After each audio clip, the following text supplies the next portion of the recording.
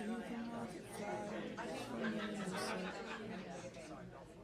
Through the dirty old tea from the cup. Packed up the photo album Matthew had made. Memories of a life that's been loved.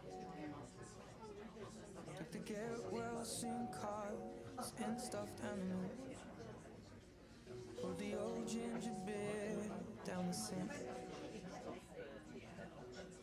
Dad always told me, don't you cry when you're down. But Mum, there's a tear every time that I blink.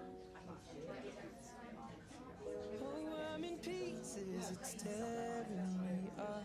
And I know a heart that's broke is a heart that's been lost. So I'll sing hallelujah.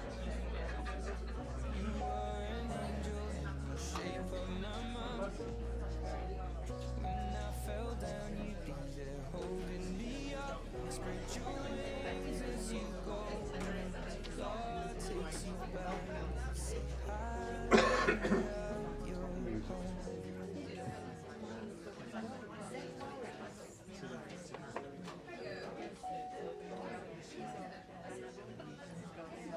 Fluff the pillows, make the bed, stack the chairs up. Folded your nightgowns neatly in a cake. John said he'd drive, then put his hand on my cheek and wiped a tear from the side of my face. And I hope that I see the world as you did, and I know a life with love is a life that's been.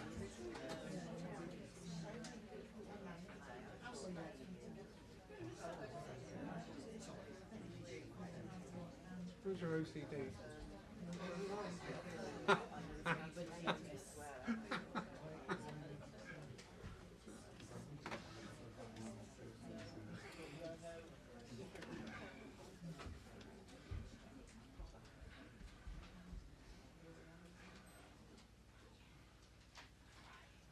Yeah. Didn't say a word. Good morning, everybody. Good morning. I'm going to start this year off saying the same things as I said last year. Do you know what? You come into this church, you've just got this buzz of community, people talk. This is why we just sit down and just wait, just for the conversations to come to a natural end, because it's quite unique. You don't get this a lot in a lot of places. You have to come in, sit in silence, don't say anything, stop smiling. You know, you really get this old orthodox view. And, you know, you get the community in the heart of the church, which is you people. All right? Each and every one of you here today and watching us too online. So thank you. Great delight. We have a Lyceum service today. We have these occasionally, and the whole purpose of the Lyceum part is to bring in some of the history of the philosophy of spiritualism. Good, I didn't hear any rolling of the eyes, that's great. Spiritualism has a very long, rich and engaging history. And it is part of the works of Paul Church to bring in this education side to bring out some of that philosophy, not just endless same theme services on and on and on ad infinitum. So we have a brilliant speaker today. Well, we had a brilliant speaker. He's counselled, so David stepped in. No. I stood in, yeah. We have a great speaker today, Mr. David Powell. He is a certificate holder with the CSNU. That means he's actually put in a lot of time, a lot of effort, a lot of money into studying different aspects of spiritualism and go to review boards and stand in front of your peers. You know, that really says a lot about the character of the person. So, David, we are so looking forward to your service today. In the meantime, as I always remind you, please telephones off just for this 1 hour. That will be wonderful. Remember, you are the service. You've not come here to watch us up here. We can only do what we do up here because of your presence. Never underestimate that. So be a part of the service. Be engaged with the service. I always say our spiritualism, every time we meet in this way, should be an experience. We hear stories, don't we, from other people about things, and you go, yeah, okay. But when you actually sit and experience something, it brings a whole new level of understanding.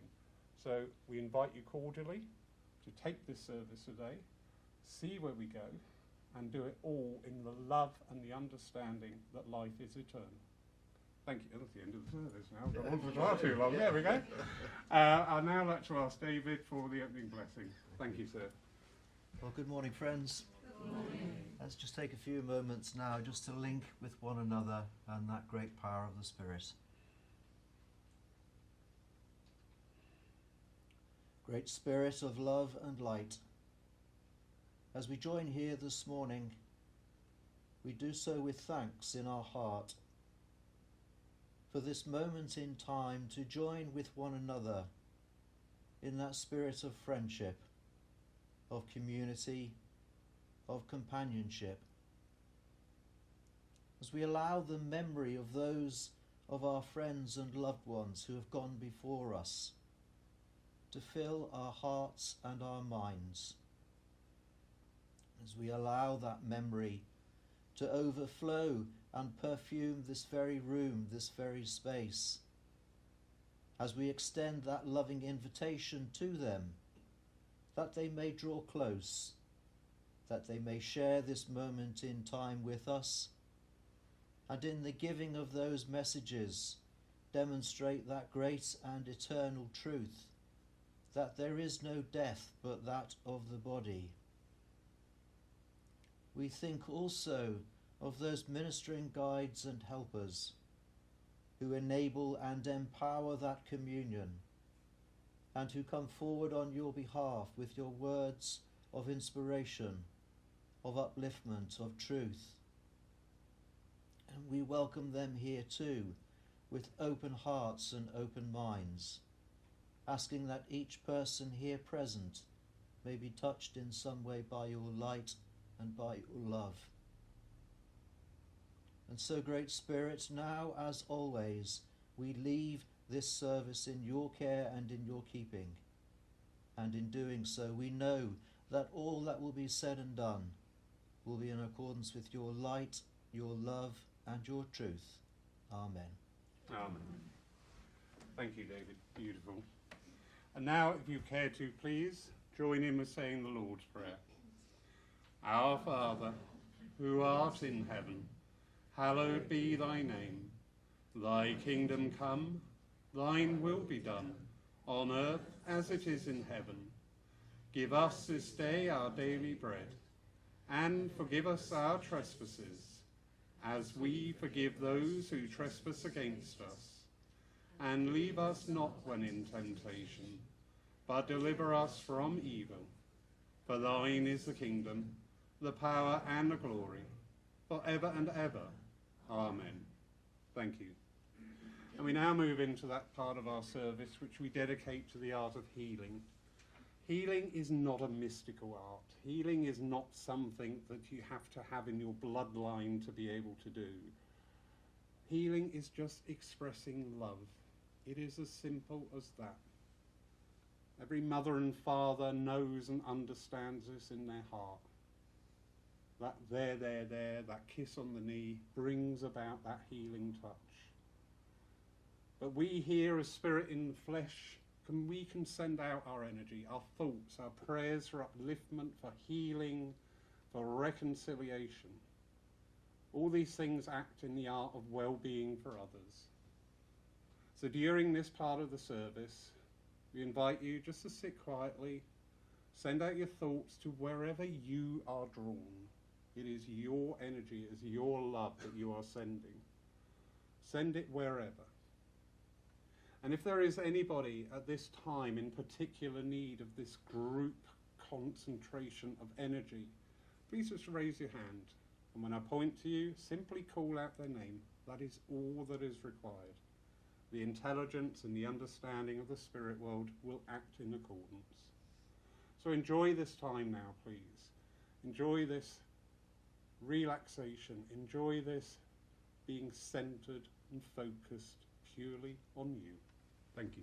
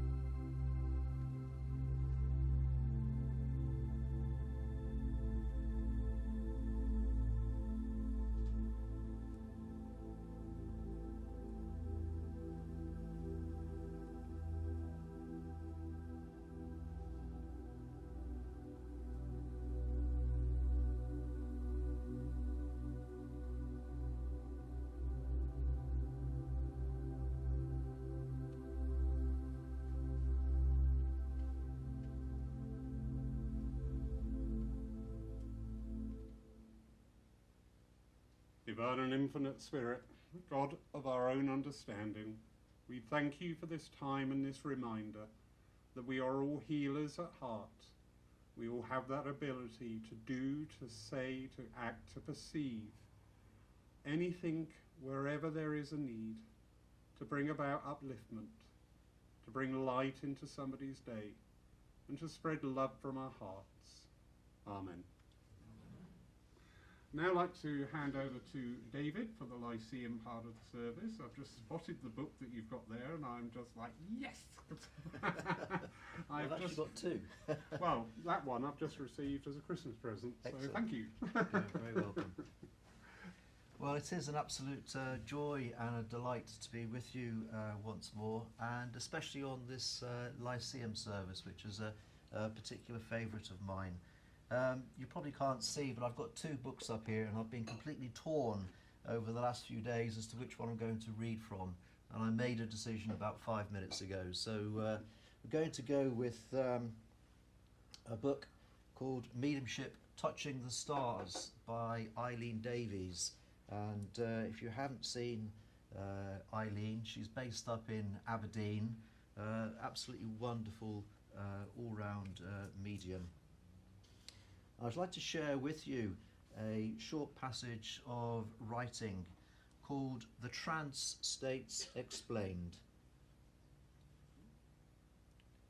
The trance states are a natural progression of mediumistic awareness and occur when the spirit and medium come together as one, as a blending. Just as a flower blooms when conditions are right, the same applies to all mediumship if the medium learns the art of merely becoming the channel and surrendering to those in spirit. This passive condition of simply allowing creates a receptivity within the medium whereby timeless wisdom and philosophy of the spirit can be expressed. Philosophy which can be the source of insight, help facilitate inner growth, and if applied to the day-to-day living of life, can be tools to assist each on their spiritual journey. Any time a medium works in cooperation with the spirit world, it is true to say that the medium is experiencing a state of entrancement within which there may be many stages and levels. The spirit influences blend through the auric energies and never enter the physical body, as has been described by some in the past. It is always dignified, a graceful passage of blending one with the other. Yet it additionally requires the medium to have both a rational and disciplined mind. These heightened states are not a single point of destination or arrival, but instead a moving of the mind towards an expansion whereby we move inwardly from our limited everyday consciousness to experience a state of awareness and universal consciousness.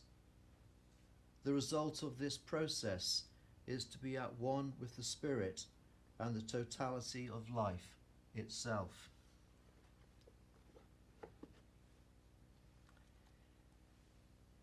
For those people who may be here for the very first time, or perhaps new to spiritualism, those words may have been kind of slightly over your head. It may have been as if I was speaking in Swahili, because possibly not a lot would have registered with you. So let's just explore that for a moment. How would you feel if I was to say, if there's 35, 40 people in this room, that you are all in trance right here and now? How would you feel about that? Some people would say, well, David's got an overactive imagination. Some might say, well, it's wishful thinking on his part. Other people may accept that as a statement of fact. The fact of the matter is, it is a statement of fact, because we are all, during our waking moments, moving in our state of consciousness. There will be some people here right now who will be listening to every word I say with rapt attention, will be observing my body language and will be taking it all in. And hopefully that's all of you, but I know some of you also, your mind, your attention, your awareness will be drifting in and out. You'll be remembering that you need to take the dog to the vets tomorrow. You'll be thinking about getting the car booked in for its MOT. You'll be thinking about the shopping list.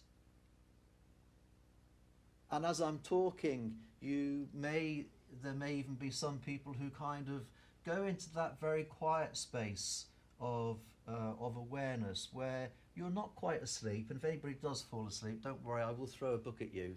I won't, it's okay, I wouldn't really do that. I'll do it. But you can see what I'm saying, that our awareness, our consciousness is a sliding scale, and we are moving throughout the day from one state of consciousness, from one state of awareness into another. You do it when you're reading a book. You lose that awareness of the outer world, and your world becomes the words you are reading. If you drive a car, you may have had that startling experience where you arrive at a set of traffic lights or a roundabout and you can't remember the last 5 minutes. Or is that just me? Listening to music, again, we can drift off into this kind of world. So when we speak about trance, trance is not an absolute condition. You can't be in trance or not in trance. In the same way as it's not either hot or cold, is it? There is a continuum, there is a spectrum of temperature. In exactly the same way with trance, there is a spectrum, a continuum. And we are moving unconsciously, largely, from one state to another during the course of the day. So by saying that, I want to make that very clear at the outset, because there is so much mystique, there is so much misunderstanding and misinformation, sadly, about trance. Because if you've been in the church for any length of time, you may have been fortunate to witness a trance demonstration. I know there's been some very good mediums. Mark Stone comes to mind as a trance medium demonstrating trance. There are healers who work in that state, no doubt within the church. But there is a lot of misunderstanding, as I say, about what exactly is trance. So if we can agree that there isn't a condition where you're in trance or not in trance, but there is a varying degree of awareness, a varying degree of consciousness.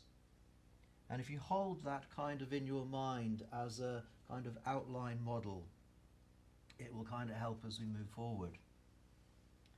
So having said all that, what I would like to say to you is that modern spiritualism, which is what we call, what we practice today, which has been around really since the late 1800s, the bedrock, the foundation of modern spiritualism is, in my view, trance mediumship. If you go back to the history, if you go back to the pioneering mediums of the late 1800s, early 1900s, and to more recent times, you will find that they were all exponents of trance mediumship. But back then, back in those early days, the pioneering days of modern spiritualism, trance mediumship was very different to what I've just described today. Because back in those days, trance mediumship, it was actually described by some in the accounts of the time as la petite mort, the little death. And the medium would quite literally sit in a chair and slump, and to all intents and purposes had died in that moment, became deeply unconscious, and they were reanimated, as it were, by the spirit. The consciousness, the presence, the awareness of the medium was absent. And for however long the medium was held under the control of the spirit world, the personality, the character, the information, the philosophy that came forward through the medium was not of the medium, but it was of the influence from the spirit world. I've often thought about this, this la petite mort, the little death. It does explain why, when you look back at the records of mediums of that day and age, they didn't have particularly long lives, which is kind of not surprising if every time you went to do a trance demonstration you practically died and had to be reanimated. You could imagine from the spirit side of life it might have been a little like you see an episode of Casualty where they have the pads and they say, stand clear, and they give them a jolt. Or perhaps they just poked a finger in the third eye. I don't know. But whatever they do, they were able to reanimate the medium. And as I said, if you go back to the history of modern spiritualism from the 1800s onwards, the names of those pioneering mediums, and there are too many to mention. I'll mention a couple. Estelle Roberts, her spirit guide was Red Cloud. There's any number of books. You just go type in Estelle Roberts or Red Cloud on Google. Another one of my great favourites, J.J. Morse. J.J. Morse was born in the 1840s.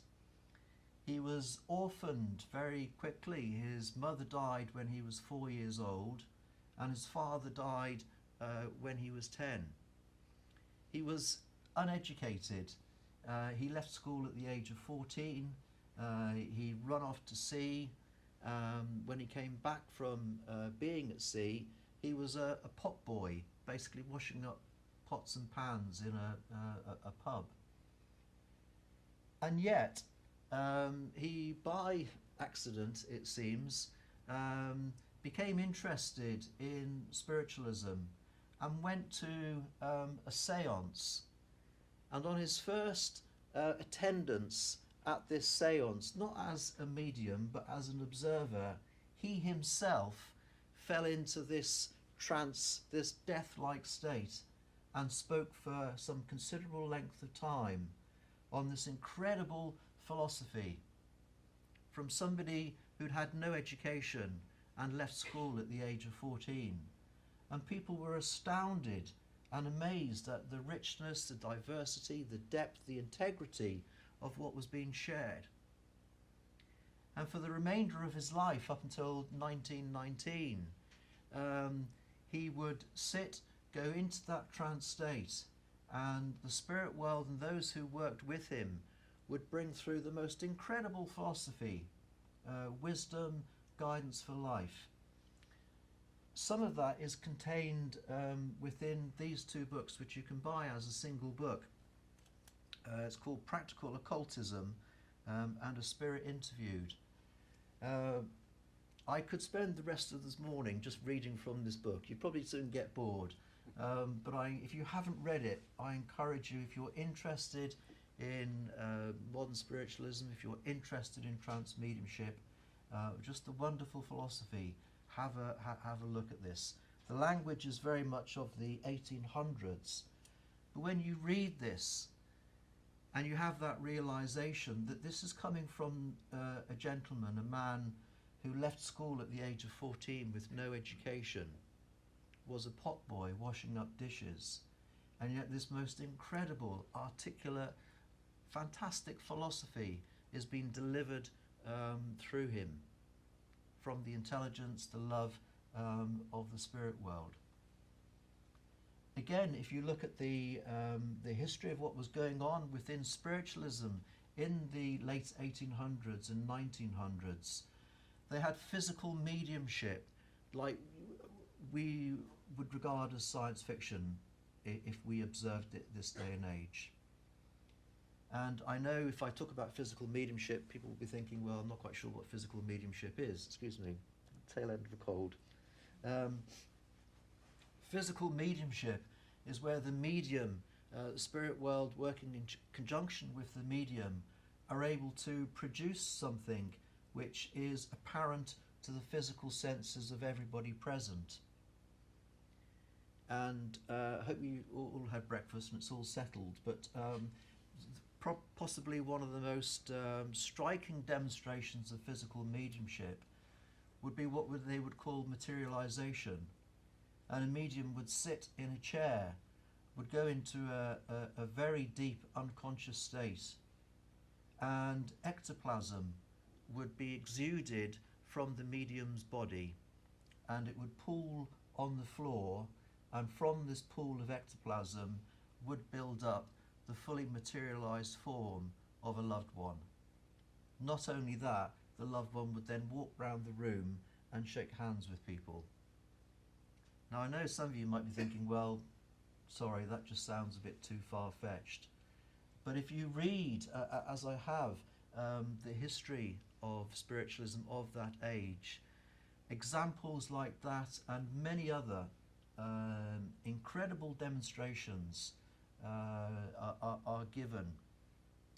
And these were events not just witnessed by enthusiastic church members and circle members, but by the scientists of the day, and who attested to the validity of what they were seeing.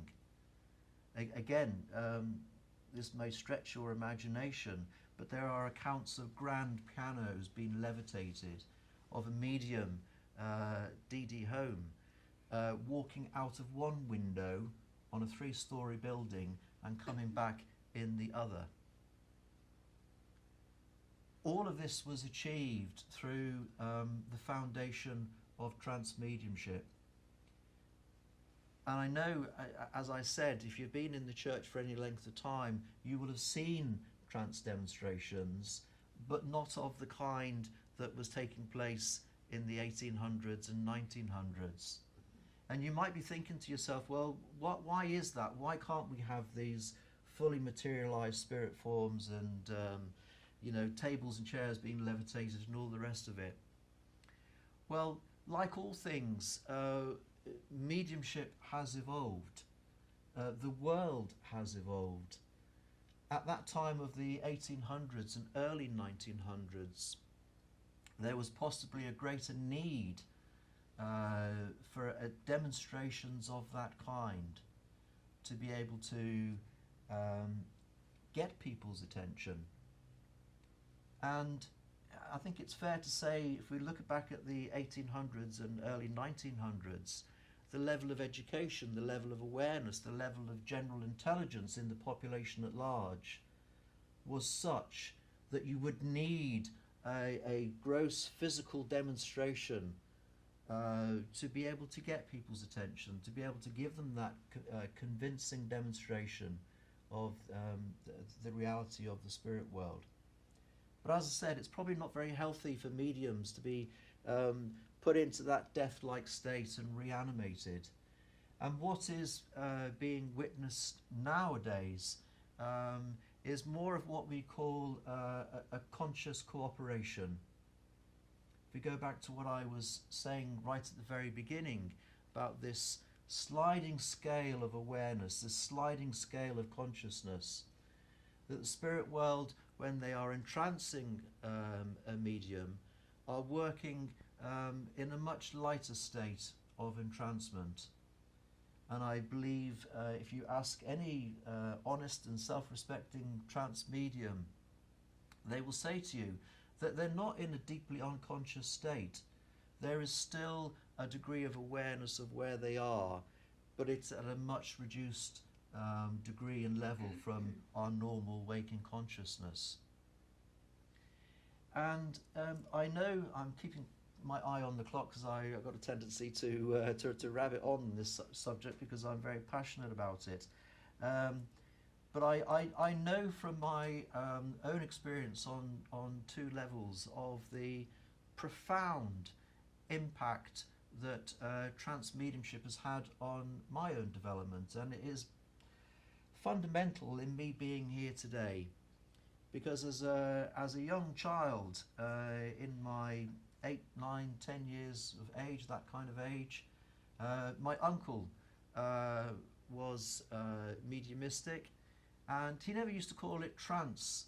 He said he was being impressed by the spirit world. And I don't mean impressed as in show off, but they were making an impression.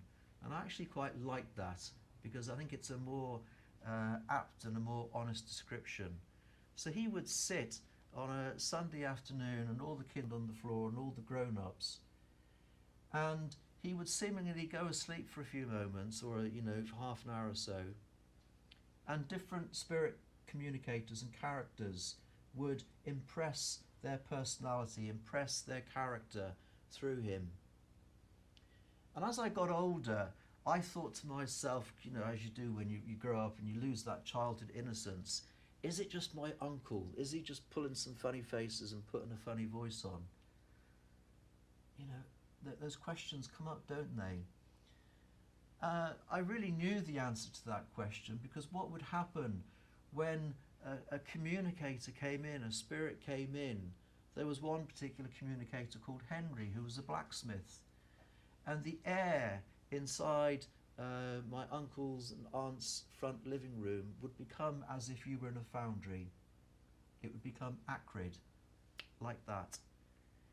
But in that moment when it was time for Henry to step back and another communicator to come forward, that smell, that acridity would simply disappear.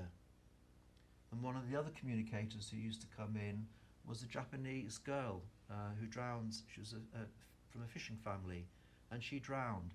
And when she came in, the air would turn, it was like Grimsby Fish Market. And it would be there while she was present, and in the moment she left, that would disappear. Little did I know at that time that I was experiencing physical mediumship of a very high form.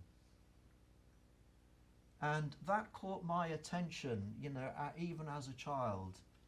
And when I became interested in developing my own mediumship, which probably 20, 25 years ago now, it was trance that fascinated me and drew me very much into wanting to explore it. But I kind of made a little bit of a mistake in the sense that all my reading was very much focused on the accounts of mediumship of the 1800s.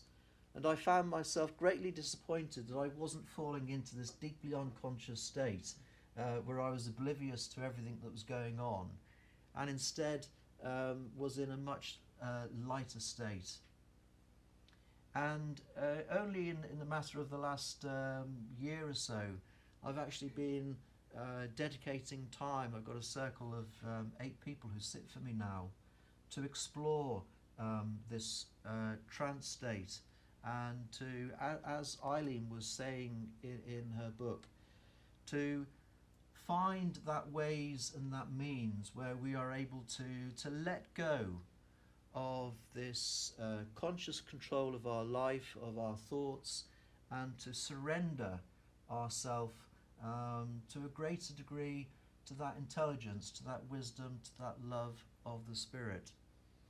Modern spiritualism was built, as I say, on the platform of trance mediumship. Yes, it was different then, it is different now, but who are we to say what potentials are yet to be realised? Who are we to say what is still within us that can be realised?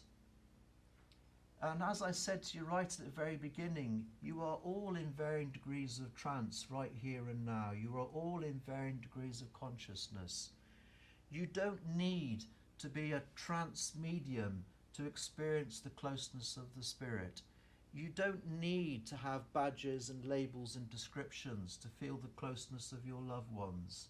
In the degree to which you are willing and prepared just to sit and just to let go of that conscious control, make that invitation for the Spirit to join you, you will feel their presence, you will know their love, and in that knowledge, the pathway to the greater world of Spirit will be open to you. I'll leave those thoughts with you. Lovely. Thank you very much, David. Lovely. Also, there's a lovely missing lesson in there talking about the different states of mediumship. Today we talk medium, person on the platform. We've got your mother here. Mediumship is that ability to be the interface between the spirit world and our world in whichever way is required, be it trance, healing, mental mediumship, philosophy. There are so many ways, but thank you. Fascinating, fascinating. We now move on to our piece of music for the day. Sing along if you so wish, please do. During this time, Nikki will be taking the collection for the further work of this your church.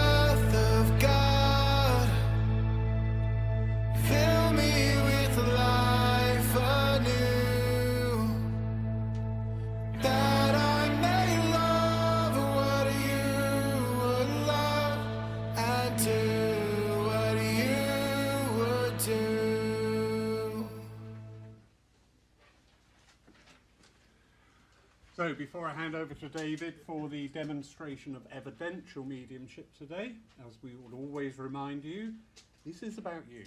This is that time when those people you would give your eye teeth to hear from again can speak, can communicate, can support, uplift, heal us, and give the evidence of the continuity of life. So be a part of that conversation. So David should come to you. We'd like a nice clear yes, no, or maybe, or not sure. So we do a quick dry run. It's a yes, no, maybe. Brilliant. First one will not do that, I guarantee you. David, sir, over to you. Thank you. The only other thing I should add is please resist any temptation to give me information. I know it can be very easy to want to try and fill in the gaps, but if you start giving me information, what's going to happen is I'm going to come and sit in your chair, you're going to come up here and you're going to give me a message. All right? So unless you're up for that, yes, no, not sure. Being pulled in two different directions, but I'd like to come to the lady with the lovely camel-coloured coats, yeah, and scarf. Yeah, come to you, please. I'm aware of a gentleman here that's with me. This gentleman is certainly taller than myself. I do feel this man would have got to I want to say a reasonably good age. If he was in his mid-late 70s, that's how he would kind of look and feel to me. I do want a man who'd been broader across the chest, and I know this man would be a very straightforward man. He would also be a little bit inclined to be on the, he may have had perfectionist kind of tendencies, but I know things things being just so, just being right, it would be important to this man. As I said, he's very straightforward. What you see is what you get with this gentleman and his way of being. He does have a little bit of a kind of a taint of a military bearing. So if he'd been in the services, I wouldn't have been at all surprised. But that's not a prominent feature at the present. I do feel like I want to be connecting to a father figure, please, with this gentleman. So let me just check in with you. Does this make sense so far? It does, thank you. So with if I can say, Dad, I feel we're on the level. We understand one another. You must be able to see so much of your dad within yourself, please, because character and personality is like he's holding up a mirror to me, and there's this tremendous, but I've got to say, a quiet sense of pride in your dad that you are for the way that you are. But I don't feel your dad would have been one who would have naturally expressed, would have been able to articulate that. But it's kind of overwhelming how he's making me feel. There's this, tinge of regret that he wasn't more articulate, he wasn't more expressive in showing that. But as I said, I just feel this abundance of pride that you are the way you are. And he's saying to me, you haven't had a straightforward path. You understand. Yeah, okay. He's saying it's not been without its challenges. And we're not talking about molehills and bumps. He hasn't got Everest in my mind as such, but we're talking about big hills, high highs and low lows. I know I've spoken about pride, but there's just so much admiration that you've stayed true to the course. You've navigated your way through, but he's saying you've also remained captain of your own ship. Yeah, and that's a lot like how I feel your dad would have been. He would have been captain of the ship, as it were, but very much captain of his own ship. He knew his own mind, he knew where he was going, he knew what he was going to do, and largely he did it. Okay. Could you place a black dog for me that would naturally connect with your dad or with yourself, please? Yeah. Thank you. Be like a lab sort of size, yeah, because I've got this black dog up by my knees here. Would there be a Ted or a Tom, please? Ted, thank you. All right, because I heard that they're being called. And there must also be Elizabeth that would be close, and Anne. They want to be remembered to you. And I know we've just passed December, but your dad's talking to you about an anniversary in December. Be near the end of the month. Okay. All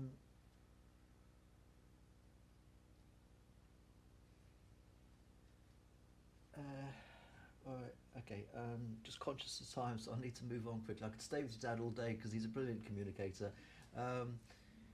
Would you understand why he's taking my attention to my stomach area? Okay, so they're aware, okay? They're aware of what's going on, and they're on the case, okay? I don't feel your dad would have been necessarily open to this understanding. But you know what? It's like he would be one of the strongest advocates now, because your dad would have been one of these characters that, like you, would stay true to the course. And he's like saying he's seen the light. And I don't mean that in some kind of grand religious way, but he understands,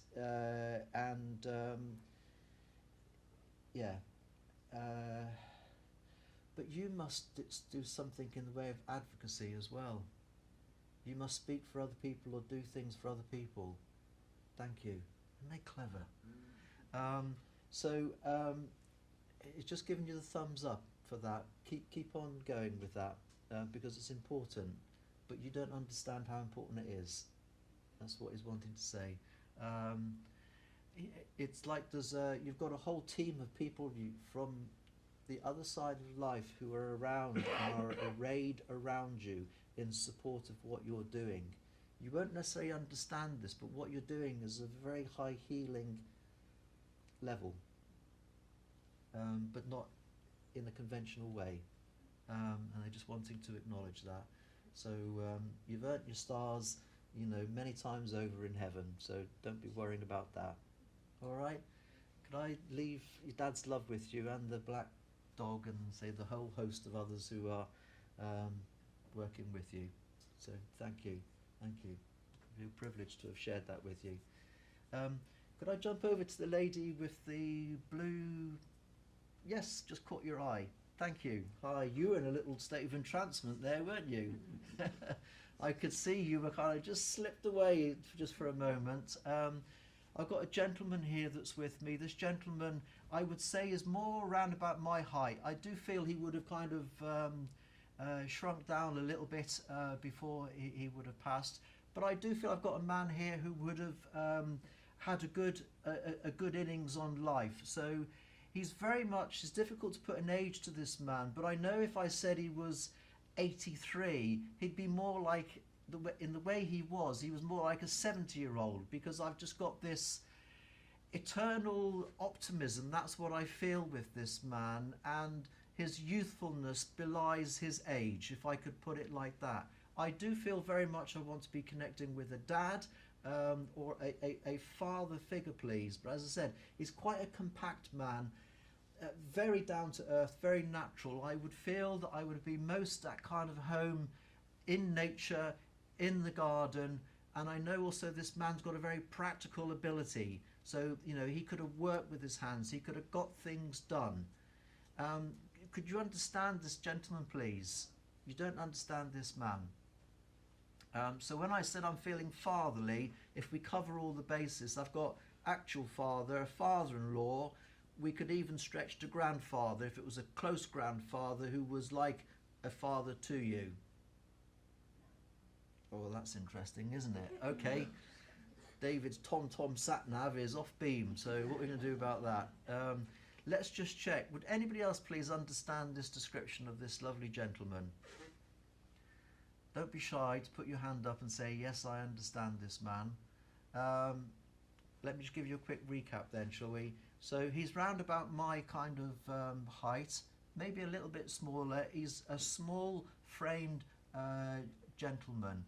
I know he's made it into his, I feel like I'm into my 80s, but as I said, the way he was, his age, there's a difference there. He was more youthful than what his age actually was. and as I said, I feel very connected with outdoors, the garden, and nature. And I know I've got a little dog also with this man, like a little Jack Russell kind of dog. Oh, this hasn't happened for a long time. Yeah. What do we do now then, Laurie? Oh, you want the teacher, you carry on. You maybe with me. Okay. The dog fits as well. You understand the little dog. Okay. And he did live to not age. All right. But would you understand, though, that, as I said, his age and how he was... He and I have that, yeah. Yes, but would you understand, though, that if this man was 83, in the way he was more like 73. He was younger than his actual age in his way of being, in his outlook, in his attitude. Not bodily, but... No, but you'd understand in his mind, in his way of being, his personality. Okay, that's what I feel I need to stress with this man. And would I be right in saying, if this is correct, please, I know I've got a very good sense of humour with this man, but it's a little peculiar. There's a little kind of peculiar twist to his humour, to his kind of, I don't want a teasing humour, but he was quite quirky. Does that make sense, please? Yeah, okay. So I don't know whether he's playing games with me or whether he's wanting to play games with you. Sorry? Probably, yeah, okay.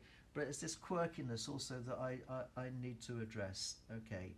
I'm not necessarily saying this is his name, but I know the name of John and William are being mentioned and should be significant. I also want to be talking about an anniversary in the month of April. Yes. Okay. So why are we here? What have we got to say?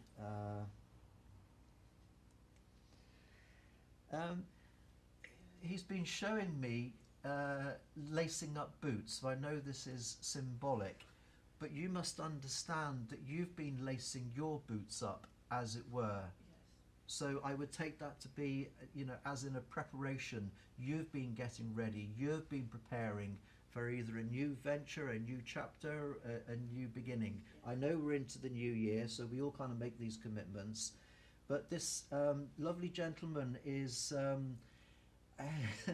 he's kind of right behind you, and I feel he's wanting to give you a bit of a push, because he's saying to me, you've been in a little bit of, not stuck as such, but you've been a little bit immobile. And he's wanting to encourage you. Okay. He's got this excitement with this venture, this undertaking, whatever you're doing as we're going into this new year, and he's wanting to bring that encouragement for you, please. Also, I've just got to mention, would you understand a fascination with the Native American culture, please? Have you had an interest in the Native American? I've had an interest in it, in fact. It is around. Yeah. Yeah, it is important I just mention, or you mention, it is still around you. Yeah, it started in So you China, understand what's yeah. been said. Yeah, it hasn't gone away. No. Okay, it's not to say you're going to dress up as a Native American Indian or dance around with feathers, but if you do, that'll be absolutely fine. But they're just wanting to kind of remind you, reassure you, that presence, that influence is still very much there. Okay, thank you. All right, so can I leave their Yes, love with you? bless you. Thank you for stepping in there and answering. So where are we going? Where are we going? Where are we going?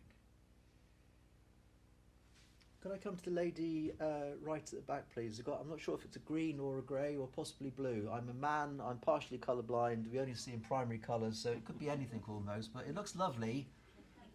What colour is it, out of curiosity? Green.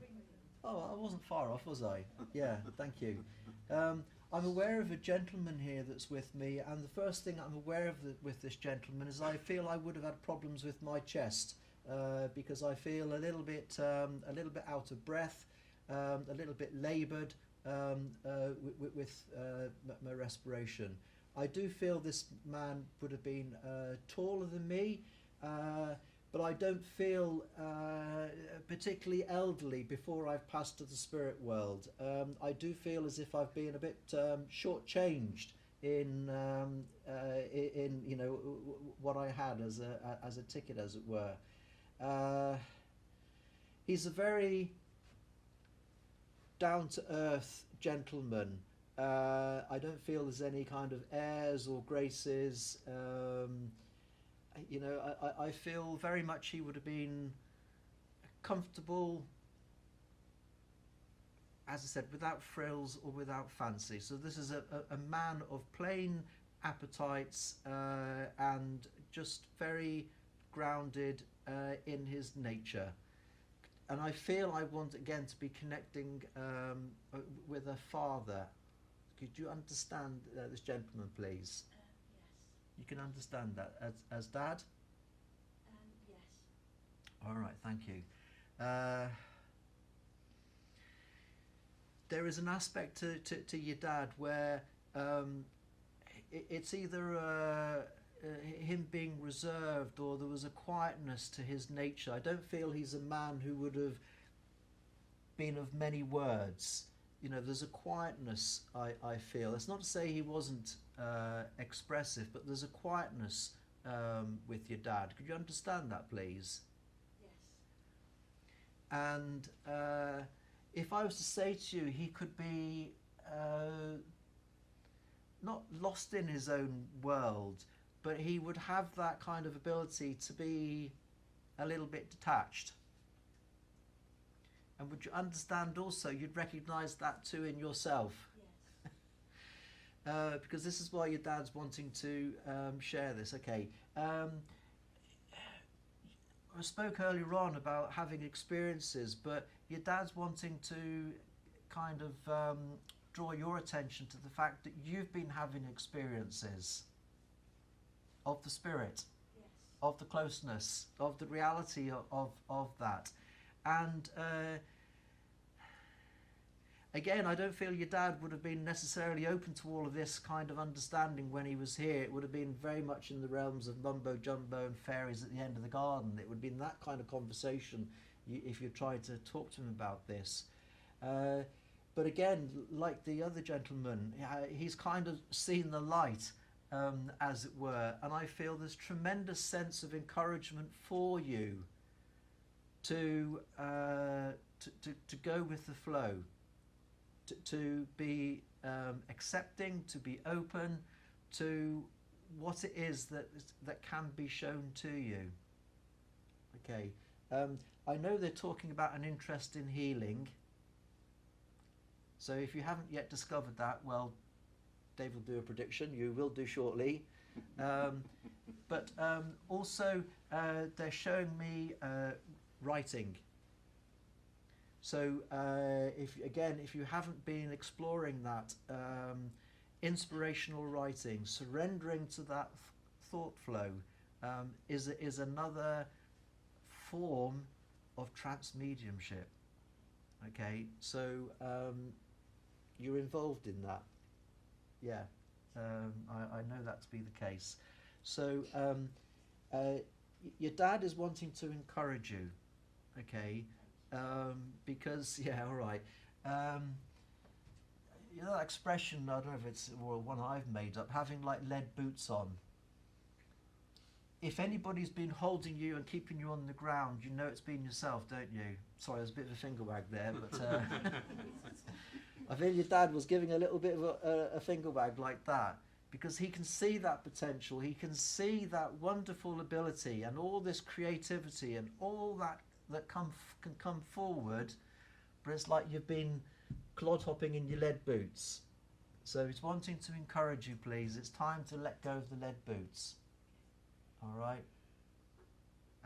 So I look forward next time I come down to hearing all about what you've been doing and how it's going, because he's showing me, again, symbolically, I've got balloons and they're all kind of floating up, red balloons, blue balloons, yellow balloons. So that's symbolic. So that's telling me it's all on the up. Thank you. All right. Thank you for speaking with me, and thank you for working with me. Thank you. I think I'm just about out of time, so apologies. Only 3 messages, but I spoke far too long on the Lyceum, No, you but didn't. All had a balance. yeah. Anyway, can I thank you for your love and support for making those possible, and thank you. Thank you, Lauren. Thank you, David.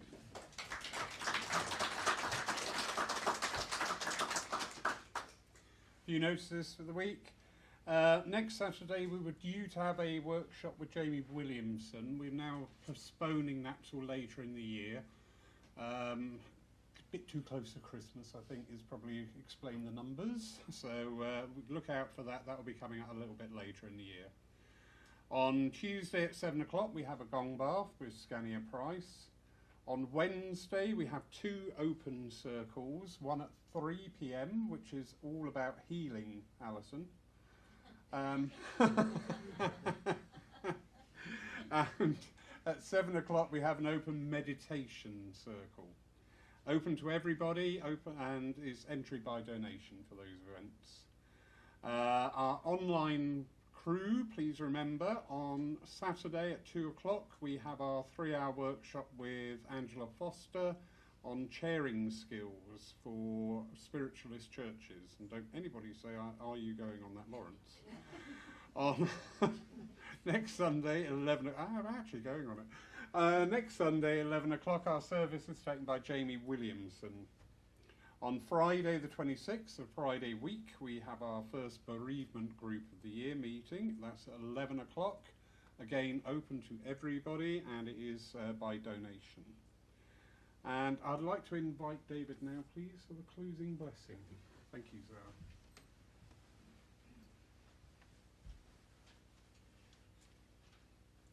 Great Spirit of love and light, as we now draw our service to a close, we do so with humble and heartfelt thanks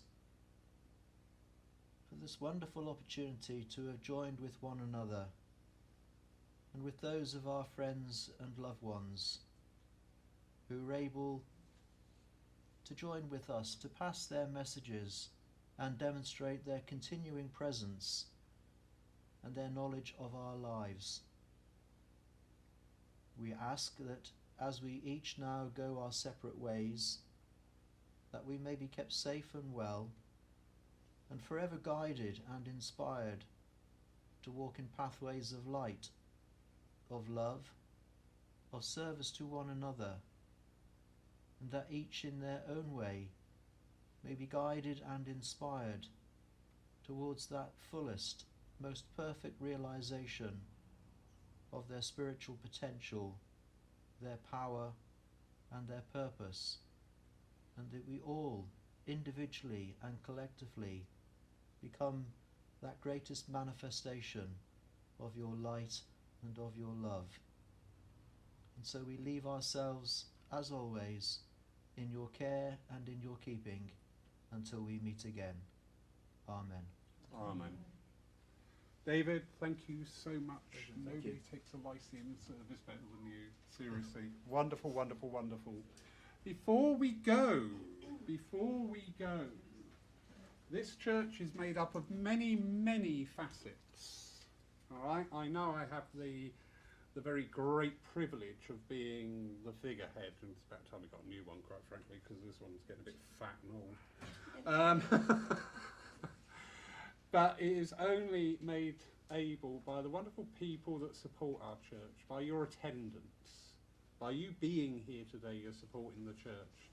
But we've got all our crew behind the scenes here. We've just had an amazing Christmas Day lunch made possible by your generous donations and by the people that came in to put it all together and get it out in a timely fashion. All throughout time, we are only as good as all those wonderful people that give their time to support in whichever way it is to the church. So we've got 2 birthdays coming up, haven't we? Oh God, yes, you. Don't know what you're laughing at, it's you as well. Jan. You know what, when we reopened just after the COVID, the first lockdown, we could only open because people like this stepped forward, stood on the door at a time when we all thought, what the is going on? You know, and taking people's names and addresses and stuff like that, because they wanted their church open. As simple as that. and they continue their support through the work with the healing team, through our meet and greet. You know, you come in, you've got the lovely Jan there to say hello, and the lovely Sue. Oh God, I've got to be so careful here. And everybody else that works on the door. There we go, covered all bases. But it's their birthday, so if you'd like to come and join me on the platform, please. And don't forget, you will be on camera, so if you told the old man you're somewhere else, you've been rumbled.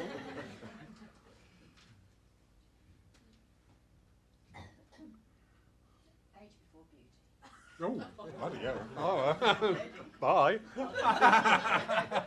David, sort that one out. No chance. So thank you both. Thank you. Have a wonderful, wonderful birthdays coming up.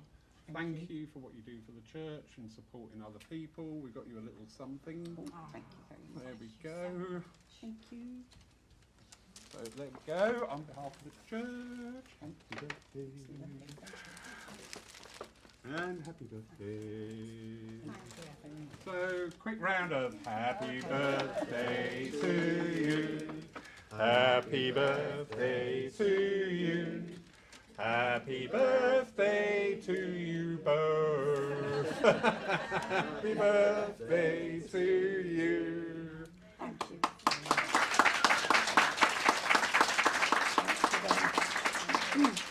And the gentleman in the congregation, give me a hand later, we're going to do the bumps, all right? So thank you. Thank In the you very much. meantime, thank you both, honestly, from my heart. In the meantime, thank you all for being here. Thank you for sharing this time together. Yeah, go out. It's not snowing. It's fairly bright. Yes, it's not warm, but it is January. There's a surprise. Enjoy life. Thank you.